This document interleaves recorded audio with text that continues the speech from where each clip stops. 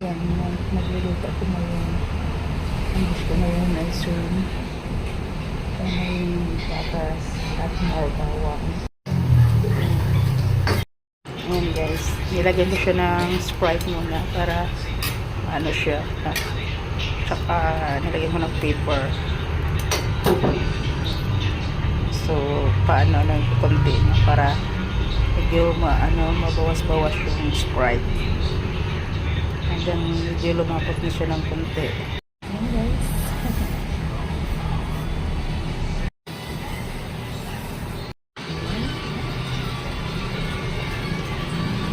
Ayan, paunti-unti na yung kanyang sabaw. Lapit na siyang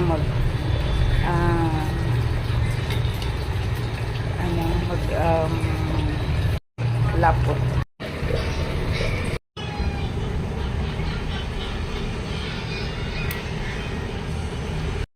Habang nag-aantay ako maluto yung ating niluluto, kain muna tayo.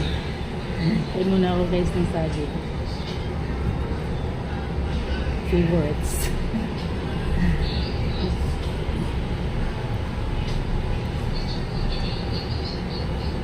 Sa province hindi kami bumibili ng saging kasi may mga tanim kami. Nagpapahinog lang kami. Lalo yung mga saba. Yung mga saba minsan yung naluluto na nahihinog lang sa puno kasi lalo na kung mura yung kilo ng saba. Hindi na namin binibenta kasi hindi na sa presyo.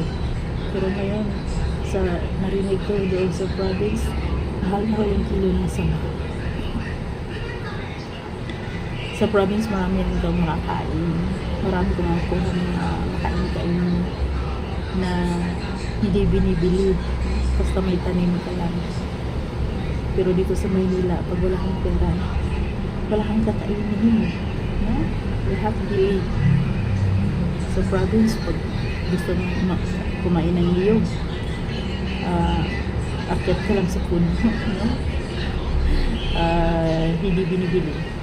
Kung may mga tanim ka lang. Pero syempre, pag wala ka namang tanim, hindi, kailangan mo talagang bumili. No? Sa awa naman ng Panginoon, sa province, kahit pa paano, yung iba, hindi na dapat bilhin namin, no? Ay meron kami, kahit pa paano. No? May harvest kami, may harvest. No? Kahit,